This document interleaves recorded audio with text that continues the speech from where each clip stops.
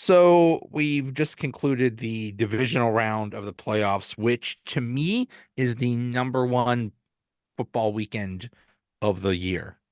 I think it's the best football, the best playoff games. You get four games. It's awesome.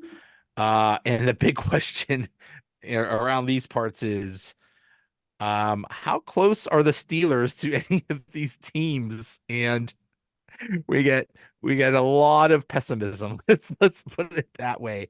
Uh I just I just put up a poll, said how far away are the Steelers from being a Super Bowl contender, and 75% said either very far or far away, and 25% said close.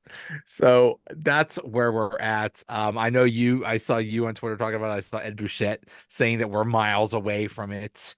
Um, yeah, are the Steelers actually any close to being a Super Bowl contender? It's a tough one. I noticed that right away yesterday too. For some reason, it kind of started not so much after the Ravens Texans, but really after the Lions game. And maybe it's because the Lions are young, and I don't know, but I think that because this Lions team kind of reminds me of like those that '05 and '08 Steelers team, right? Young coming up, Steve Hutchinson, all these guys, and they drafted very well, some free agency acquisitions, and I just think like, yeah, what I think the furthest part of it, Joe, is to me they brought in Jared Goff and they believed in him. When a lot of people in the Rams are starting to poo-poo the guy, a lot of people said, "Oh, the Rams got the better part of that deal." Now they did win a Super Bowl, but you know that's where I think we're the furthest part away because you still, you had Tomlin last Tuesday say, "Hey, it looks like Kenny Pickett might be QB number one. Maybe he is. Maybe you bring Mason Rudolph back." But I said this to you a few weeks ago. We're in a quarterback controversy that we don't need that Tomlin created. So, we don't know who's our QB number one. And now there's still talk about could the Steelers bring in a guy? I just saw something from a couple people, a lot of sources saying they expect the Steelers might go and get DeAndre Hopkins before the deadline on Tuesday. It just seems like there's so much unanswered questions. The offensive line, no doubt, improved towards the end of the year, but I feel still like they're a few pieces away from being what they were. There's no Jeff Hardings. There's no Marquise Pouncey. There's just a lot of missing pieces before we're there. I mean, running backs probably there. T.J. Watt, we got a key defensive player. Killebrews looking like a great find. Pay him, bring him back. I think there's some pieces there, but there's just not enough there that I feel like going into next year, we're Super Bowl contenders. I'm back to where we started. I told you from the beginning, I feel, they needed to win a playoff game or two to show me they're progressing, and they didn't do that. So I know they were 10-7, but I don't know, Joe. I'm not trying to be Debbie Downer. I'm not. I'd love them to be there. Here's a opposing viewpoint. This is from Steelers takeaways at Pittsburgh Sport. He says everyone is saying how the Steelers are quote are far from quote unquote this level of play, yet they were down 7 to the Bills with 10 minutes left in the game with no Watt, Alexander, Holcomb, half of Hayward, etc. This team has to upgrade its quarterback play, and it could upgrade DB and center in the free agent draft. But so basically, he's saying that they're somewhat close. Um, I think the question is the Steelers' entire philosophy uh right on. Let's say let's say we had Mason Rudolph. Let's say we had like okay quarterback play all year. Like what Mason Rudolph did for the last three or four games. Um, you know, can you win with an okay quarterback, a good running game, and a good defense? I don't know. I don't know. Can they compete with a Mahomes or an Allen or like the best teams or the Ravens or the best teams in the AFC?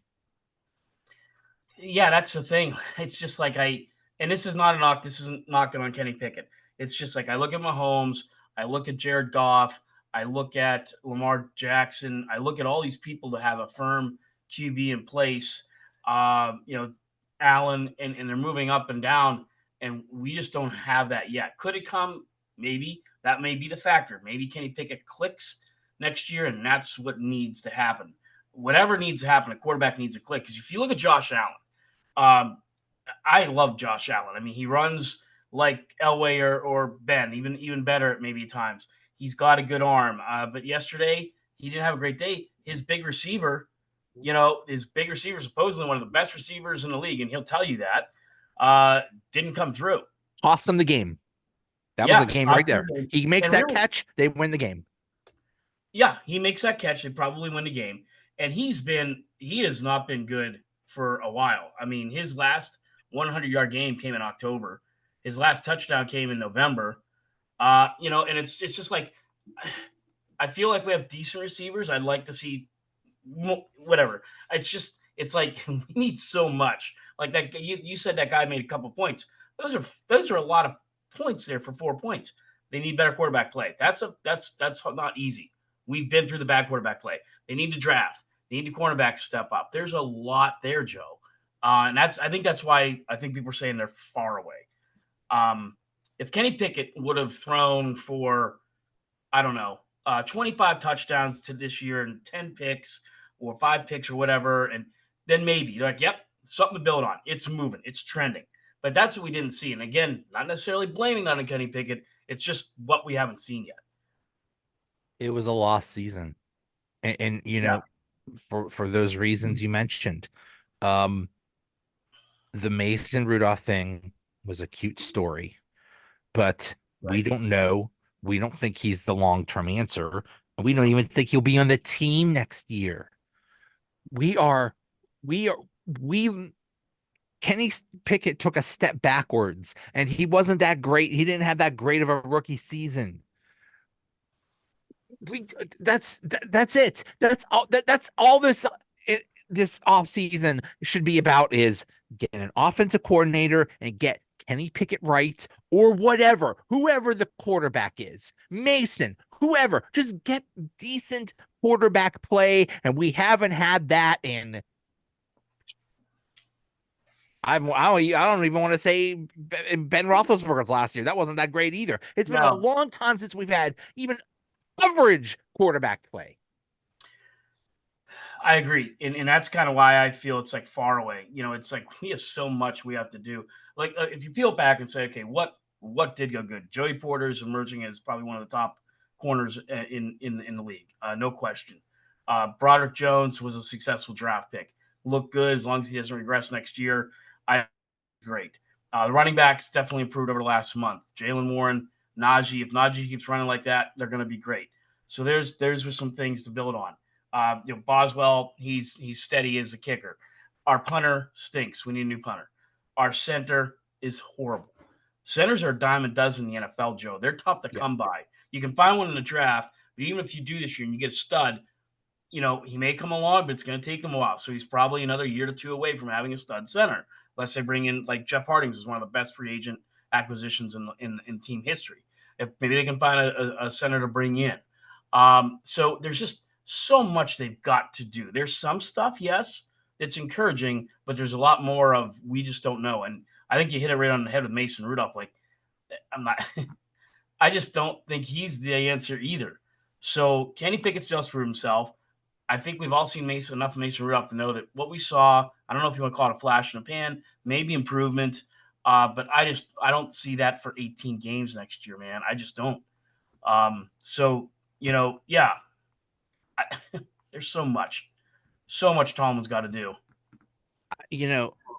They stuck with Kenny and Mitch Trubisky because out of, like, I don't want to say obligation, but it wasn't because of how well they played. And that's what scares me is, are we going through another year of this? Now we're going to get another offensive coordinator, whoever the heck that is. What is this? How are things going to change? Are things going to get better? Are things going to get worse? We don't know. We're back to square one. And it doesn't matter if you have an all pro at every position on the defense and offensive line and wide receiver and running back. It doesn't matter. If your quarterback sucks, your team sucks. And so we are back. We are basically Who knows? Who knows where we're at next I year? mean, It is so frustrating. I said we talked last week with Allison. I feel like okay. One thing you can take away: they went 5-1 in the best division in football. So there's something there. I mean, there's definitely something there. We said that at the beginning of the season, but it just seems like either Tomlin and his staff have not been able to extract that and get the best out of the players, or whatever. And I'm sorry, you still have all the locker room comments. Cam Hayward's coming back. Good. Guess what? Like we said last year, you still better find his replacement. They need to find a defensive lineman that can get in there and give him a break. They still haven't done that. Cam Hayward's not going to go 18 games again next year. He's just not. It would be nice to have him not have to rely on him so much. So, I mean, inside linebacker, Joe. What are they doing on inside linebacker? There's pieces there. Yes. Do they suck? No. But there's a fine line between, you know, if we're sitting here in August, am I about to say, "Yep, we're contenders"? I can't. I don't have enough confidence right now to say, "Yeah." When we went into last season, the beginning of last season, we were so hopeful because uh, Kenny looked awesome. Everything looked awesome. The offense looked great. They scored a touchdown every time they went on the field. Everything was awesome. What are we going to say this year? I don't care if they score 100 points in the preseason. It doesn't matter. Oh God, it's just Oh so boy, yeah. frustrating. Did we not learn that lesson this year? Because we thought, not including the Buffalo Bills, when they smoked the Bills at home, everything pointed towards this is what we needed. And I guess if you go back on that, it's a really great point you brought up. If you go back on that, why were our expectations high? Because we finally felt Kenny found his niche. It all goes back to the quarterback. It really does.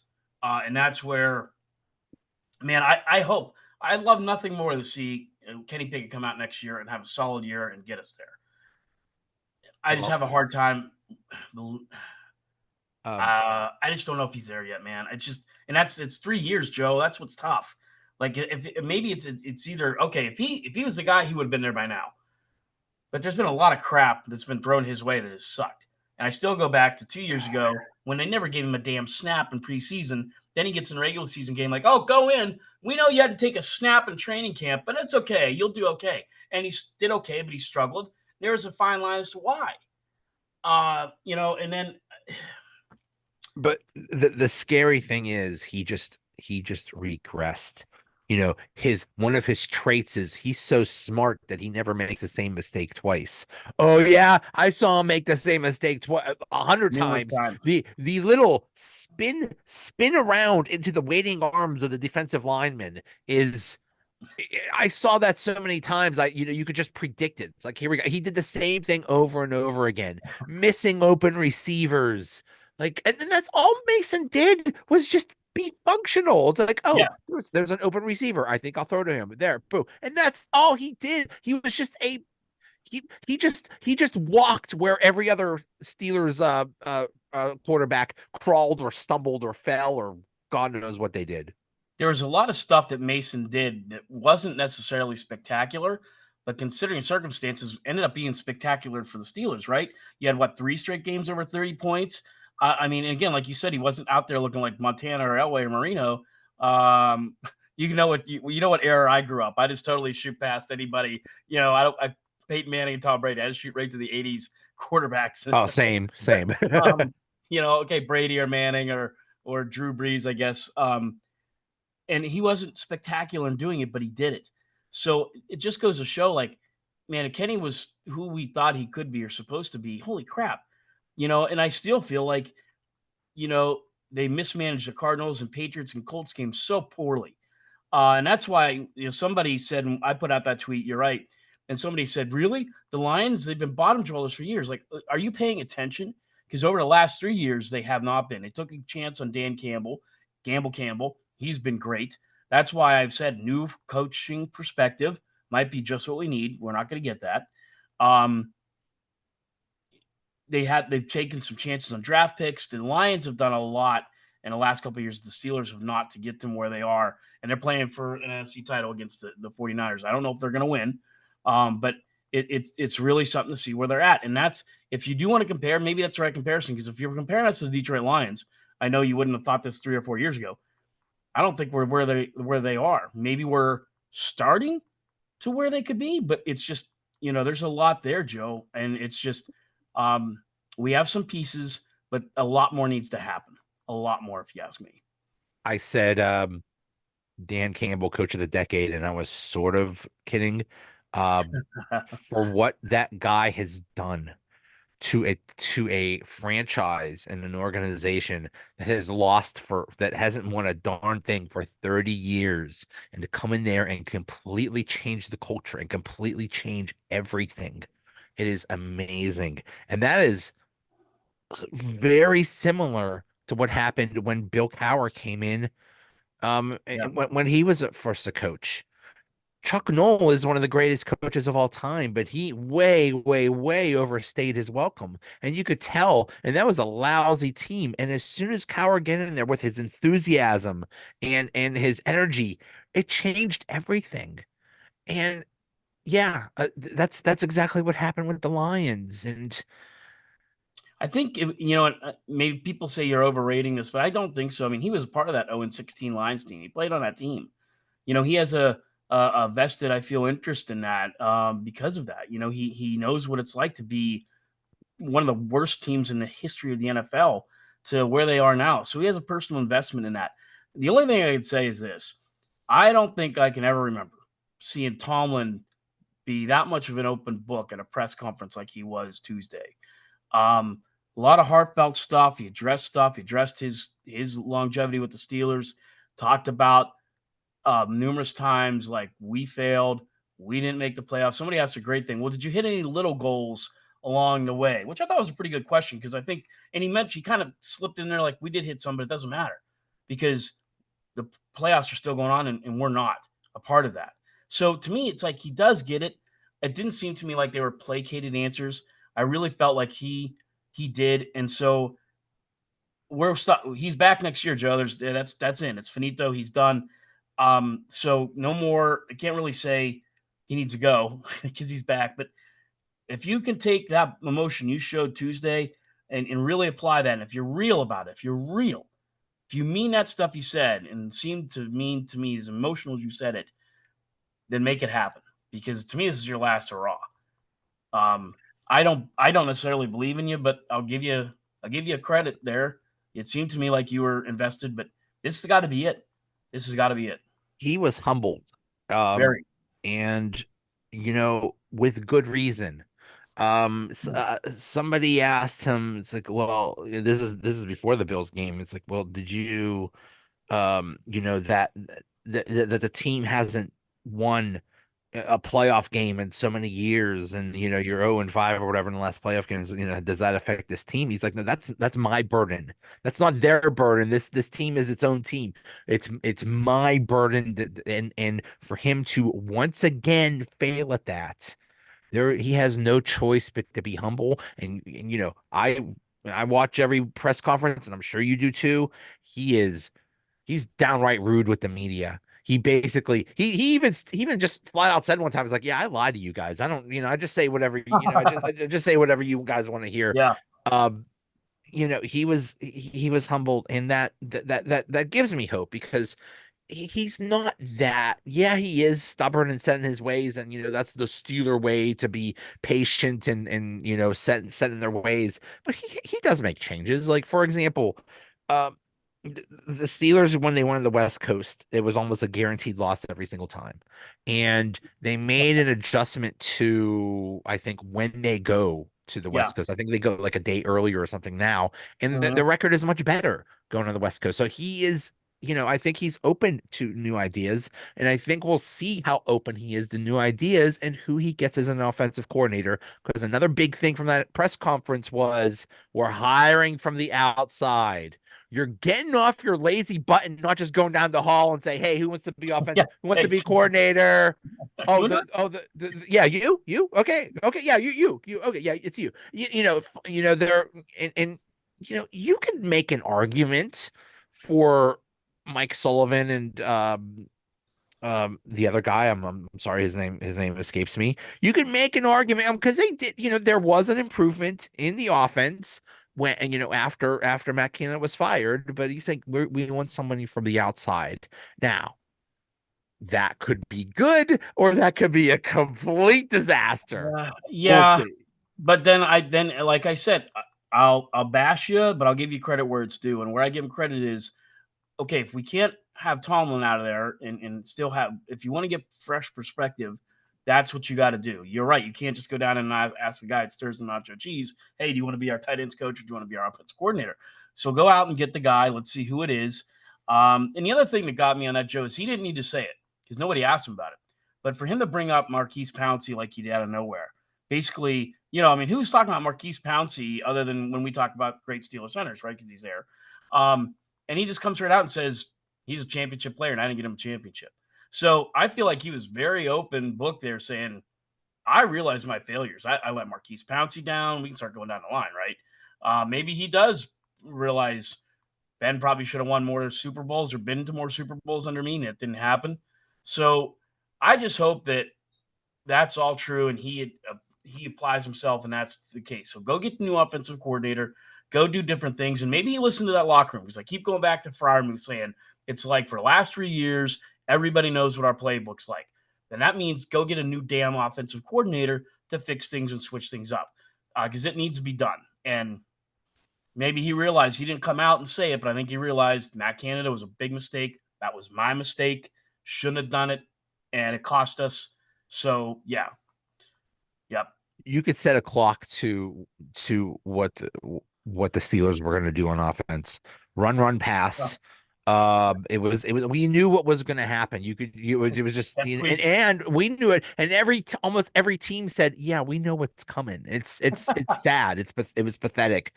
But there are not just what Fryermuth said about the offense, but then we got to talk about still all the drama that at one point, after that loss in Cleveland, Najee Harris said quote, there's a lot of stuff that goes around that you don't see. I'm just at a point where I'm tired of this bleep.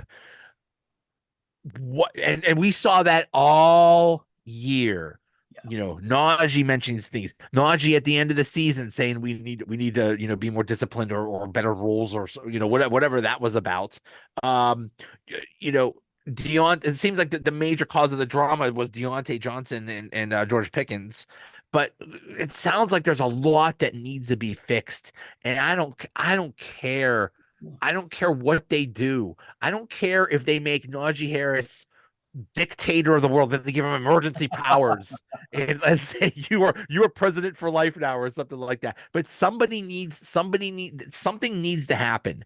And I think I get asked on podcasts like, well, what is going on with the drama? I think what happened was when Tomlin first started being a coach, you had that veteran core group that were just amazing players. Hines Ward, Troy, Right. Kiesel, Ferry, all those guys. You didn't need to tell them to grow up or to act professionally or act like an adult. Those guys police themselves. And so he just let them do what they wanted. But then later on, those guys are gone. Now you have Antonio Brown and Le'Veon Bell and Deontay Johnson and George Pickens and all this. And those, you can't just let those guys be their own. They need to be, it's like Najee said. You basically, I come from a place where there was a lot of discipline. Maybe we need to get back to that. Maybe we need to treat these guys like little kids because they're freaking acting like them. Yeah, you're right, Joe. And it's kind of a like these players do want to play for Mike Tomlin. Okay, I get that. But there was something bigger than that back then. Remember when Larry Foote left? He goes to the Detroit Lions. I mean, that kid, Michigan State, he is a Detroit guy through and through. He went there and disliked it so much he couldn't get back here to Pittsburgh fast enough. And that's the kind of thing where I want to see it. Like they say these players love to play for Tomlin. Okay. Why? Is he easy on them? I mean, that's the thing you hear a lot. But that's got to transition to your right. Like this stuff doesn't come out in a locker room. You had your Heath Millers, you had your guys in there doing that kind of stuff. Big Snack, greatest nickname ever. They're in there telling you can't do that. We keep it in house. So I really feel like somebody's got to go into there next year and say, look, and sometimes I think players' meetings are somewhat overrated. Sometimes they're effective. At Latrobe next year, whatever it is, somebody I feel has got to step up and say, look, all this shit has got to stop. Yeah. If you have stuff, get it off now. Let's talk about it. If we got to fight, if we got to do whatever right now, let's do it. Yeah. And let's leave it in Latrobe and St. Vincent and get back out here and do what we do. Because that just got boiled up and boiled over time and time again We from cannot multiple do players. this. We Right. cannot have this again. We cannot have a situation where it is basically a soap opera every single day. We have to stop that. We have to be a team. Whether we like each other or not, we have to be a team. So that's one big thing they need to fix in this offseason. And speaking of Najee, that's one of the questions is it's time, or I think it's time for his to determine whether he gets that 5th year option or not. I think they're going to give it to him. I think they're going to give him the 5th year option. I don't know whether necessarily he's going to like it, but um, it, he looks so good. And there's times where like we're seeing that Heisman Trophy running back. We're seeing that guy that dominated in the SEC.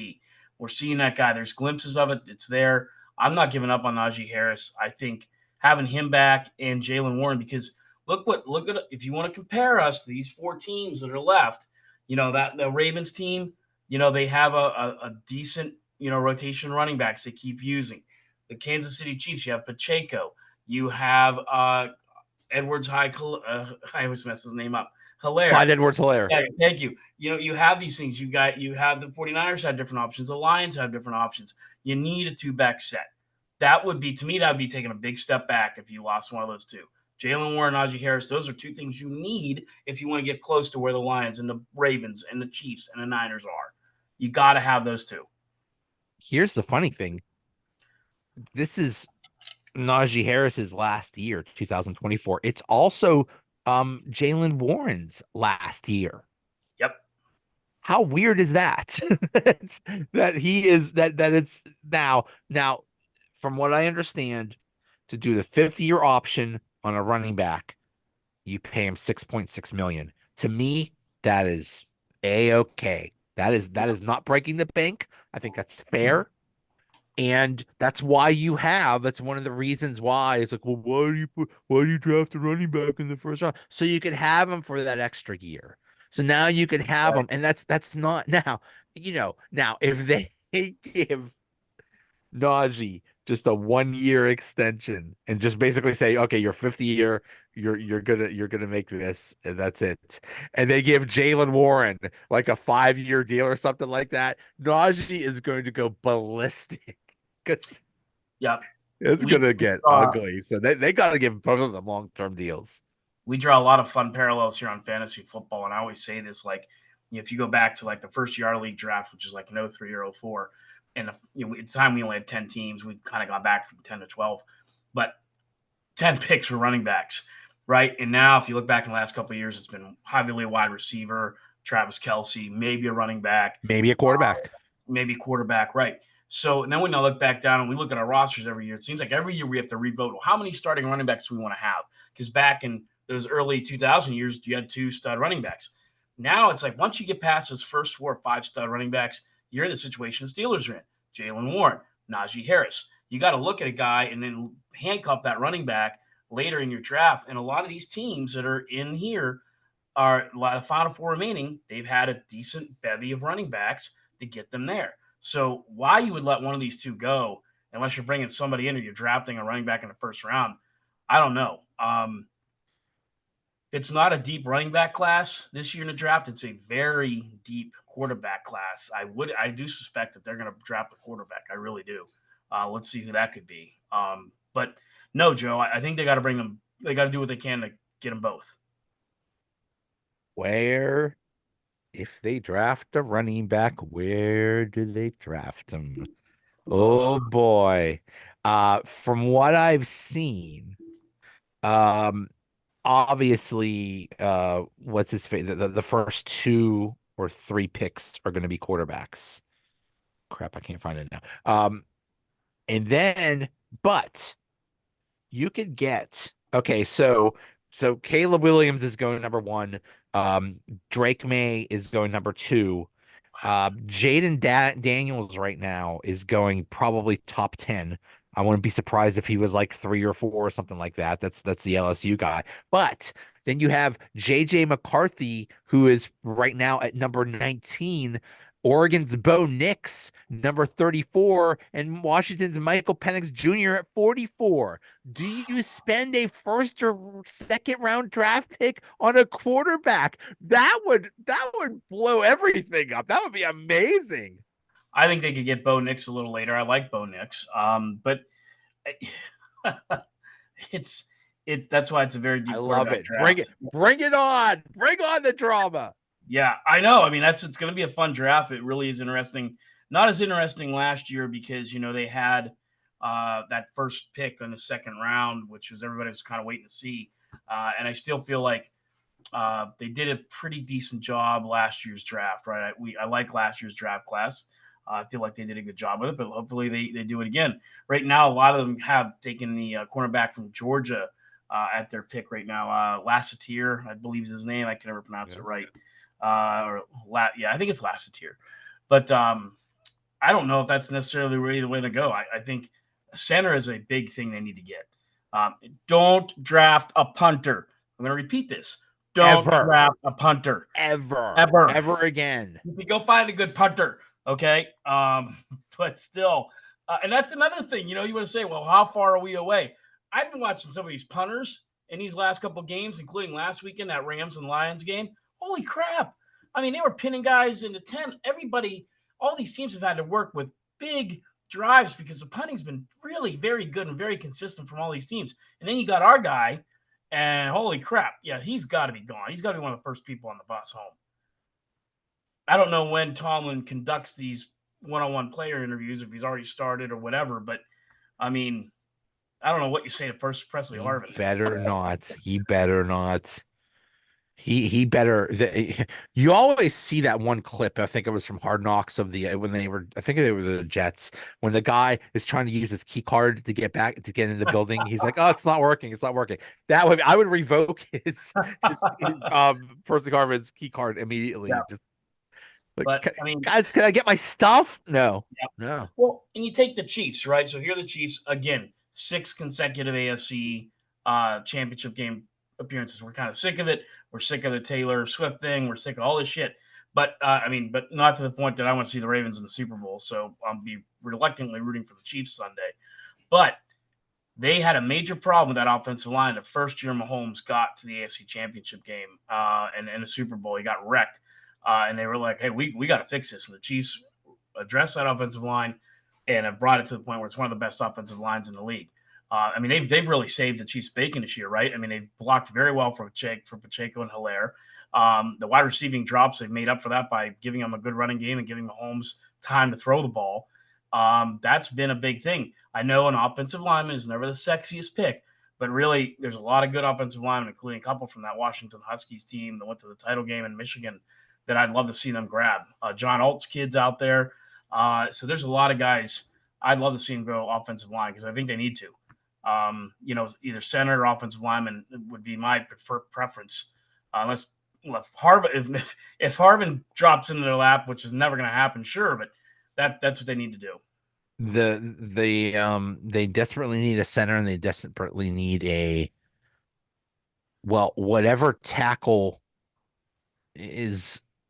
I guess Broderick Jones needs to move to the left side because that's basically his natural position. So they need to draft a right tackle or Yep. get a right tackle or whatever. Because Dan Moore is another one that needs his key card revoked. Yeah, that would be So J.C. Latham, who's a great right tackle for Alabama, but he's also ranked pretty high. So whether he'll fall to them, I don't know. But right now, I mean, the Steelers draft 20th, and this is super early. but he would be JC Latham would be available at least in this mock draft. Although they Okay. have the Steelers taking Jared Verse, the defensive end at Florida State. We're not taking an edge No, at no, first round. no. That is pure stupidity. That's somebody that has no idea what the Steelers are about. That's why I hate a lot of these mock drafts that people don't know Yeah, they're what the not. heck they're talking about. You got to be kidding me. Defensive end. What's wrong Yeah. with you? So Um, those are, yeah, they also need a cornerback and they do. and maybe a safety. And I don't know. Yeah. Their defensive backfield's kind of a mess. Obviously Joey Porter Jr. was a home run, but uh, God, was there anything else that was good in that with those cornerbacks or safeties? It was a Right. lot of. I Yeah. Last mean, year, I'm probably butchering that kid's name. Poor kid. Well, maybe he watches the show religiously. I don't know, for all we know. But, he would be a guy out of Georgia that would be a good pick. Let me see if I'm even saying his name right. Yeah. Kamari Lassitier um, is a guy that, a couple people have us taken. Then the other one is that Cooper DeJean out of Iowa, who, let me tell you, watching Big Ten as much as I do and seeing him play, he would be a fantastic ad. That would be a kid. He'd be in at least right now, my top 4 or 5. I'd be very excited if they drafted him, and he would be one of those 5 guys. So that could be really interesting. Iowa's, you can say what you want about Iowa. They've been putting out some really good NFL players on the line, tight ends, and they put out a lot of good players that university. just don't get anybody on the offense. Yeah, right. Yeah. Unless it's a tight end, because that's worked out pretty Or well. there, or yeah, or unless it's Yeah. tight end or But yeah, or whoever. Don't let's just say the Steelers' next offensive coordinator is not it will not come from Iowa. Let's put it that way. right. But that's the thing, man. I mean, there's a lot of the draft's a very important draft again this year for them. And to move forward, they've got to draft smart. Interested to see because they're still over the cap as of right now, if I'm not mistaken. Very much over the cap. Yeah. Yeah, 40, and that's well, quite a bit. yeah, quite a bit, and there's a lot of questions about what to do with the cap. One of them is, what do you do with Cam Hayward? I mean, he I know. is right now. His cap hit is enormous. It's a second most on the team. His cap hit is 22 million. Um, I'm sorry, he's not at that point anymore. No. It's a miracle that he's still out there at his age, contributing at all. But that was another thing we learned this week is that he was severely that groin thing was bothering him all year, and it just sucks. It just sucks. But they got to restructure that contract. They gotta do something about that. And they gotta Larry Ogunjobi, that's a $13 million cap hit. That's a bit high. And they didn't That's get much from him. Um, Allen Robinson is a $12 million cap hit. Obviously, they're going to do something about that. That was just goofy cap, Well, whatever. it's yeah, it's sometimes for us mere mortals, it's hard to look at somebody in their 30s and be like, yeah, they're past their prime. But I mentioned Stephon Diggs earlier, right? He also hit 30 this year. So, I mean, and I don't feel that his job is as physical as Cam Hayward's. And, he'd probably argue on that because he likes to talk about himself so much. But, he doesn't have a lot to talk about after this season. But Cam Hayward, yeah, you're right. I mean, it's just a brutal in the trenches guy. And because he's good, because he goes so hard every play, I told you last week how I couldn't believe how he was out there in July at that facility I was working on. He's out there busting his ass, running. It's hot. He has his own tackling dummies. He's hitting them. I mean, I'm sure other Steeler players are probably doing the same thing, but at least he was. I know for a fact. I saw him do it. He's so committed. Um, you're going to get that. So he's probably worth the money to a point, but that may be one of those contracts you wonder if they're going to restructure. He seems to me like the guy that might do that, but I don't think he's going to give a hometown discount either. So I don't Yeah. know, Joe. It's a really good point. Yeah. You know, Chooks is gone. That's a $12 million cap hit. which is gone. That did not end well. Five Um, Chooks. Patrick Peterson, that is an interesting one. He is a $10 million cap hit. Um, I don't know what you do with him. I would say move him to safety, but he needs to learn how to tackle if he wants to do that. Well, and that's the thing. I mean, that's that age thing again. Are you really going to lay out your line and throw a bone crushing hit? I mean, I felt like Josh Allen made a pretty good move. Josh Allen's not an easy guy. He's a big, big man like Roethlisberger was. He's not easy to sack, but man, he threw Patrick Peterson off of him like he was nothing. Got like Salvio, what's his name, over the top rope in a Royal Rumble. Uh, you know, um, yeah, one of the bushwhackers. But just yeah, he was just gone, and I, part of that's age too, right? I mean, it's just a physical game that the safeties and cornerbacks play as well. So yeah, there's just a lot of age there too, and you just, I don't know, A lot I of don't know, questions, a lot of questions. so many, You so many. know, but you feel good about at least the personnel side because Omar Khan had such a good first off season. So let's see what he does in his second off season. And who knows? Who Yep. knows? It's going to be really interesting. I mean, none of it matters if you don't get the quarterback and the offense right. It doesn't matter. And it's just so scary because, I mean, you think Fire Canada was a big thing. Ask Chicago about Luke Getzey. They were saying the same thing. That guy was, like sometimes you get an offensive coordinator or a defensive coordinator, and they are an exact horrible fit. Look at what the Eagles did. They went to the Super Bowl, lost both their coordinators, and they went to hell. Yeah. If you don't have the right guy, you are in trouble. So that is the Yeah. most important thing is find the right offensive coordinator and get Kenny Pickett or whoever the hell is it going to be, get him right. Because that's They it. The rest doesn't matter almost. The Eagles is just, it's almost unbelievable to me to how they fell apart. I mean, all the right people there: AJ Brown, Hurts, Kelsey, decent offensive line. But the big thing was their defensive backs, right? They were the number one pass defense in the league last year. This year, they're like one of the worst. Just how do you go from worst to, and you're right, those coordinators, it's a big deal. I saw all the Pitt fans going, "Oh, Alex Van Pelt's available." Whoa, Alex Van Pelt's been fired from the Browns. He's been fired from the Buccaneers. He was not renewed in Green Bay. I mean, I get it, Pitt guy. I think I wouldn't mind seeing him maybe as a quarterback coach, but I don't think he's the answer at offensive coordinator. So please, let's not have Alex Van Pelt as an OC. I don't want anybody that's gone to Pitt. I don't want anybody that's from Pittsburgh.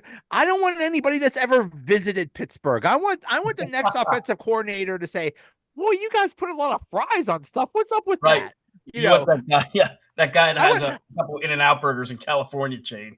exactly. I want a guy to say, "Why can't I park here? But there's a chair there, and I'm being told I can't park there." Like I want him to be completely oblivious to anything. Like never visited Pittsburgh. Yeah, why do you It's put like fries on your salads and sandwiches? Why is there a chair in my parking spot? Why is Mr. Rogers such a big deal? right, And right. why is everybody drinking Arnold Palmer's? Why why is there a hole in this bridge that I could see down to the river? Is that a I normal asked for a thing? soda and they threw me out. I mean, it's like, yeah, yeah, who was Myron Cope? Yeah, we that's the Right, guy you want. right. That's the guy you want. What? And Just, yeah, just I come on. agree. And that's I what I like mean the about fresh Philadelphia perspective. Flyers. What's wrong with that? Why do you guys hate me? Oh, Yeah, yeah, no, yeah, no ties to anything. No ties to the pit or anything like that. Screw that. Get somebody new with new ideas. Here's another thing. Terrell Austin is, I believe, this his contract is up or something like that. To I me, think that he's doesn't going into really his last year. Terrell Austin's one of the enigmas too, because I've I don't know Terrell Austin. I've seen what he's done at Sharon since it's close to me. He's been a very good minded, highly regarded coach for that. There's parts of their defense that you could say he did well, but there's that gray area. We never know, is Terrell Austin calling the shots or is it Mike Tomlin? And I only say exactly. this: when Dick LeBeau was fully in charge doing the deal, that's when the last time this defense was feared. Since Dick LeBeau's gone, it's never been as feared as it once was. And you go to the playoffs right now, it's 5 consecutive losses, giving up 30 plus points, two of them 30 plus points, three of them 40 plus points in the playoffs.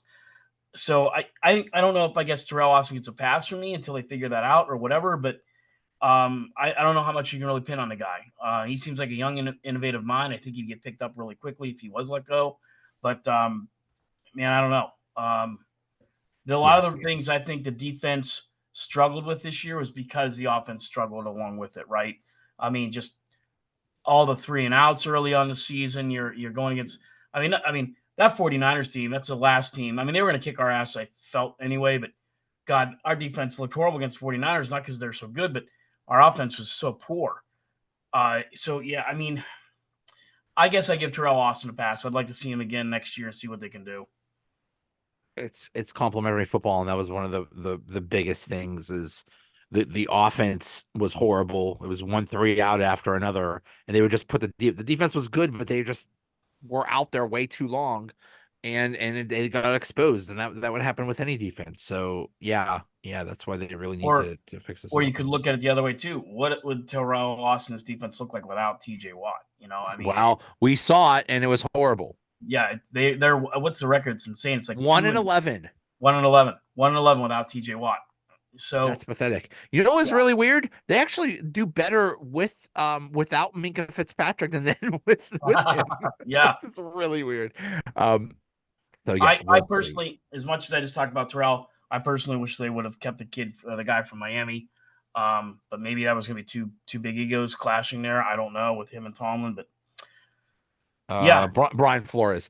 yeah, Brian Flores. I think that whole thing was like a gentleman's agreement. It's like, hey, I want you to come on, and it's just going to be for this year only. I don't think there was ever a shot where they would say, okay, you're now it's your defense. You're now the defense. So that would have been amazing because he did wonders, and he became the defensive coordinator in Minnesota. He did wonders with a crap defense, and he made them good. So Brian Flores is the real deal. He'll And never be a head coach because he sued the league, but still, he's an yeah, excellent defensive yeah. coordinator. And that Um, Miami defense under him was pretty good, and they haven't been the same since he left. yeah, You know, yeah, so yeah. So you were in Buffalo for Buffalo for the Bills Chiefs. well, How many snowballs did you throw? none. Ah, None. No, there was a few being thrown, but I mean, I don't know what you. I see some people crapping on that. I mean, and I think it is a penalty, but I thought I did. We could see like when Holmes ran over to, I think maybe it's his parents or somebody down there, a friend. He got deluged with snowballs. I mean, he had to. I mean, but we've seen the Browns fans throw beer bottles, Bears fans throw beer bottles. There's been so much worse. The Eagles, for God's sakes. Uh, and batteries. saying about my wife. Um, she's actually heading out tonight to get ahead of the ice that's coming tomorrow. So God bless her for that and safe travel. But no, yeah, I saw it, but there was so much snow there. What the hell what do you tell you? It'd be like, It's right there. right, right. It's like I could take my son there, he's 9, and saying, hey, you don't throw any snow, even though there's a big pile with perfectly Right. snowball snow right there. And I think the Steelers game was a little different because there was much more snow, and the ushers were like, you know what, I don't know what do you want me to do? I can't. I mean, yeah, I have guys digging holes to get to their seat, and Yeah, you want me to yeah. not have them throw snowballs, and it was coming from everything. So, yeah, I don't know. And here's the thing too. I saw a friend of mine posted. Well, what they need to do is it'll be a 15-yard penalty on the Bills if they throw any more snowballs. Well, let me tell you something. There was a lot of Chiefs fans there. Guess what? They're going to start throwing snowballs like there's no tomorrow. Right. To They're get going to get look the like Bills penalized. Yeah. they're gonna look like Bob Walk out there, just throwing shit and yeah. So I thought one thing that came up that was interesting, and you and I touched on this a little bit this week too. A lot of people were reminiscing and talking about Sports Illustrated and what happened this past week with laying off almost their whole staff. And I had 2 friends that I'd known since working with them in college that worked for Sports Illustrated. They got laid off this past week. And Joe, I go back to, I think I started my subscription like 89. And I still have a lot of them, much to my parents' chagrin, because there's still a lot of them at their house. I should probably get them up here. But I picked out a few. This is my all-time favorite right there. Is that the one, Mr. Hockey? Yeah, that's from Mr. 92. Hockey. Yep. And that's interesting is that if you look in through here, how times have changed. We talk about NFL or fantasy draft. There's a lot of cigarette ads in here. This talks a lot about the great Pittsburgh Pirates and how this could be their year, which 92, right? Like, oh, that was That's nice funny. back then. Great article on Barry Bonds, and then I love these ones. That's the one I Yeah, want. Yes. yep, yep, Yes. yep. And Yeah. then this one's special to What me year is because that as Great Aggressive? What is that? Is that like 88 or something like that?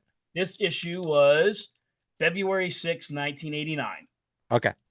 Yep, and that was a series where Adam Graves, that jerk off, tried to take off Mario's wrists and hands. Remember that He series? should have been thrown in jail for that. Oh, he should have. I never liked Adam Graves. And then of course, I was at that game when he came back, so I pulled out my 3 Mario Lemieux ones. This one was from March 12th, 2001. March 12th, 2001, talking about how he came back. You were at that game where Mario came back. I have the flag down in my basement. I should go pick it up. It says Le Magnifique on it. Oh Yes. yeah. I was at that game too, and that was just pure luck because I just got Me too. I just happened to get it's like, oh, let me get Penguins tickets for the family for a game, and it was just happened to be the first game after Christmas, December 27th, and it's like, okay. Yep. And then they announce he's coming back, like, oh my god, that was the most amazing atmosphere. That was the most amazing thing. But yeah, I grew up religiously reading Sports Illustrated, Sporting News, Sport Magazine. There might have been one or two others. Yep. The Hockey News. Sports Illustrated was like a Bible. And it wasn't like it is now. If I want any information, I'll just pull it up on my phone. If I want to read anything, I'll get it instantly. You waited every week for that Sports Illustrated, and they had the best writers and the best analysis. And it was like whatever they said, it was like the word of God. I have a couple. My sister got me.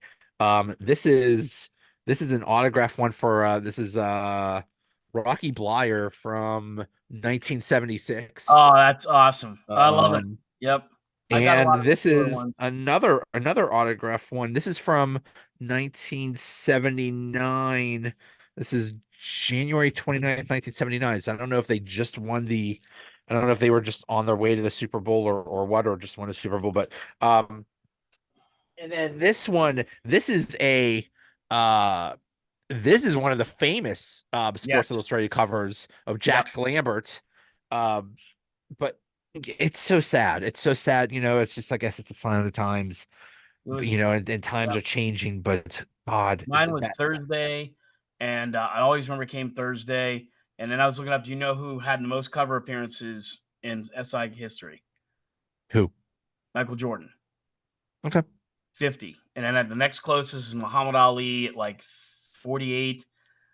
He's in there, but it was like, I think it's Jordan, Ali was in there, Magic, and that stuff we grew up with, man. I mean, I think the only athlete that made the top 10, and he was maybe 23, was LeBron James. Other than that, it was all, and Tiger Woods was there too. Tiger Woods was in there quite a bit.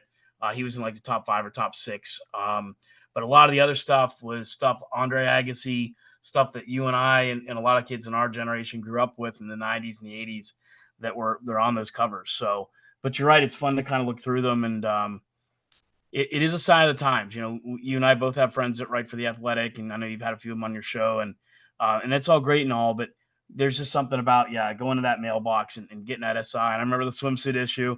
I tried to hide it from my mom. Like, I got the swimsuit issue. There it is, baby. Kathy Ireland posters. Yeah. Elle McPherson. McPherson, Cindy Crawford. Yes, just amazing. But I remember that very well. And all the one, I didn't bring them all out. There's one Steeler one. There's the Rocky Blyers, and I had the Ben and the commemorative one, the big one with Heinz Ward on it. But the one that always stuck out to me, it was kind of a sign of what we're talking about tonight. It was the Steelers and the Raiders. And it's Brenston Buckner. And it says the big bad Steelers are back. And he's like engulfing someone. Yeah. And it's, I remember, Brenston Buckner's never probably going to be in the Heinz Hall of Fame there at the Heinz Field. But that was fun. And to me, that was kind of what we're talking about tonight, really, to kind of wrap it back up, right? Is is that was when I kind of felt like, heck yeah, something's happening, something's going on here. Buckner, Ray Seals, whatever. I mean, and yeah, I mean that was fun. I love that cover. I couldn't find it in time enough tonight for the show, but I was looking for it and I couldn't find it. But that was one of the ones I wanted to show. But those Mario ones I were my favorites. I am trying to find all of the ones, all basically any Pittsburgh Sports Illustrated cover. I'm trying to buy all of them, Yeah, just Pit is little by it. That's little. a And I want to frame them. Remember the one of Terry Bradshaw and Willie Willie Stargell. Stargell. Yep. You know Also, the probably year one of they the most famous. I think if you go look on something that's in the top 10 of all time, like voted on upon, it's like very high too. It's like maybe three or four, number three or number four, as the greatest issues ever, covers ever. So that was a big one. I remember the Pit is it, when they won the national title. A lot of guys I know in their men caves have the Pit is it one, right? And I with think that's, with Tony Dorsett running and the I think cheerleaders so. and stuff. Yeah, Yeah, yeah, I yeah. think so. And then I of course I have a couple of the Penn State ones. The other one I couldn't find it. I'm a huge NASCAR fan, racing fan. The Dale Earnhardt commemorative one is really special to me. I think I know where it's at. Just again, timing wise, didn't have time to grab it, but that one is very dear to my heart. That was after he died. So yeah, I mean, there's so much great stuff, and I'll miss it. And then there's something about flipping. I was flipping through these tonight before the show a little bit, and just reading some of the articles and how times have changed. Like this one here, the Mr. Hockey at the top, it says the NBA Finals. Michael goes for title number 2. It's like, holy crap, like, yeah. And then the '89 one talks about how, man, Michael Jordan just hasn't gotten there yet. That's in the inside. Yeah, yeah. This is the one here, and I always like this one, Joe. Sorry, I know we're hitting up to our time limit, but I don't take these out of plastic too often. I started to tonight to read these, but I love this shot here. This one has one of Borky. Look at there's John Daly in that one. That's funny. Oh, where's it at? It's got Borky when they swept the Blackhawks, and look, Mark O'Meara winning the Masters. Holy crap! That was right before Tiger became big. It's funny. I was a huge Michael Jordan fan. Basically because Michael Jordan and Mario Lemieux came out the same year. And I idolized both of them, and I was the biggest Chicago Bulls fan. And now I couldn't care less about the Chicago Bulls. I don't even follow the NBA that much, but it's just funny that I was such a fan of the Bulls. Oh, look at that. Phil Yep. Bork. Borky right there, the Oh, cover story. oh, But beautiful. I was a fan of the Bulls too. I tell you, we could do a whole show if you ask me on what happened to. You saw what happened with Jerry Krause's. Oh, that was such a I mean, shame. Don't you know, don't don't don't don't boo Chicago. someone's What mother. the frick? I mean, the Come whole reason on. that you guys had 6 titles and that Was you were there because of that night him. because of him. I mean, that was just. I mean, to see her cry. So How could what? you? Yeah, How how could do you? you do that? That is really low class. I mean, that is one of the lowest class things. We talk about snowballs in Buffalo. That's probably one of the lowest class things You in want They 40 years. won what? 6 titles? Showed some appreciation. Show some, that was one of the greatest teams ever, one of the greatest dynasties ever. Show some appreciation, show some reverence. Don't like, what the heck? Just why? Because some documentary said he was a bad guy or something like that? Give me a break. Like, My yeah, goodness. I've had my qualms about Mike Tomlin, but whenever, and he will, when he gets in that ring of honor that we have, or the Heinz Hall, when he gets in, if I'm at that game, I'm going to cheer. I mean, Yeah, hey, he won a Super he, Bowl. he won He us a got us Super to Bowl. another Yeah. Super Bowl, but I mean, there's things that you could boo him for, but I'm not. I mean, for God's sakes, what are you people Show thinking? some respect. Show some respect. When somebody, or in this case something, dies, you're sad, but you also remember the good times. And it was nice that everybody shared what's your favorite Sports Illustrated cover, and everybody had there was a whole bunch of ones, people that are fans of whatever their teams. They'll mention them or whatever. Another big one was the Miracle on Ice. Miracle on That Ice was one one. of the most, one of the Yep. most famous ones. So it's just so sad, and it's just a bygone era, and I haven't I haven't even seen a Sports Illustrated in like 10 years or something like that. So it's not like, it's not who even knows if they were publishing them anymore. Yeah. I feel bad for all the people that lost their jobs. Yeah. I listen to Jimmy Traina does the SI Media podcast, and I listen to that every week. And I hope he's okay. He's really good. But like the ones with talent, the really good ones, they'll find something else, but it still won't Sure. be the same. That No, I mean, hell, did you see what they were doing with Sports Illustrated? They had AI writing the freaking articles. I know. Come on, guys. Integrity matters. Yeah, Don't it Come on. does. Let's stop with this crap. There's only so far you could go before people want authenticity and integrity. And just remember that. Don't forget this AI crap. Don't let AI write articles or God knows what else is going to be coming down the pike. We want integrity. We want reality. Yeah. Yeah, because that's the reality of the thing, man. And if it was one of your teams you followed, you couldn't wait to Yeah. get to the mailbox. Almost sometimes you go buy one at Barnes and Noble just so you had a backup. So if something happened to one in the mailbox, but because my dad's like, "Why do you have two copies of this?" I'm like, "Oh, you know what? Because wasn't sure if I was going to get that issue, so I think I have like two or three of the Heinz Ward ones." But yeah, um, it's tough. It's tough to see guys or girls, guys and girls lose their jobs there, and what it once was, and just what it isn't anymore, and it's Yeah, sad. it's sad. So, Yep. all right. Well, we on to who do you think is going to be your what do you think is going to be the Super Bowl matchup? I had the 49ers winning it all from the very beginning, so I'm going to stick with my horse. But if you ask me, I'd rather see the Lions go. I mean, I love what the fan base. I love Oh the my loudness. I mean, God. I am all about the Detroit Lions winning. I love it, but I think it's going to be the 49ers, and I think it's going to Imagine be 49ers if and the Chiefs. imagine if the Lions go to the Super Bowl. Oh my God, that would be oh, that would be so sweet. I would love that Uh, so much. Oh my I God. the best storyline would have been the Lions versus the Bills, no question.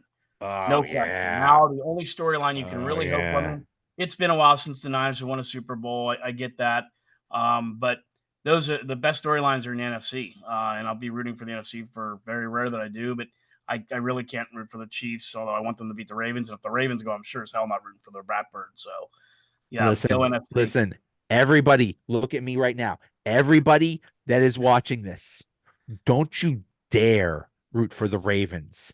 I don't care. I don't care if they clone Hitler and Hitler becomes the coach of the Chiefs or something like that. I don't care. Don't you ever root for the Ravens or the Browns or the Bengals in anything. Ever. Yeah, that's You revoke your Steeler fanship if you do that. Don't you yep. ever. That new offensive coordinator's got to learn that when he comes here. Yeah, we That's don't. right. I don't care. I Yeah. don't care if you learn about fries on a. Why do you put fries on a sandwich? And you put fries on your salad? What? It's a salad. It's supposed to be healthy. Why do you put fries on it? It's like you're gonna learn, and you're also gonna learn. The Ravens, the Browns, and the Bengals are the enemy. Yeah. Yep. All right, sir. Thank Yes, you. we'll see you next week. Yep. We'll see you. Thanks, Joe.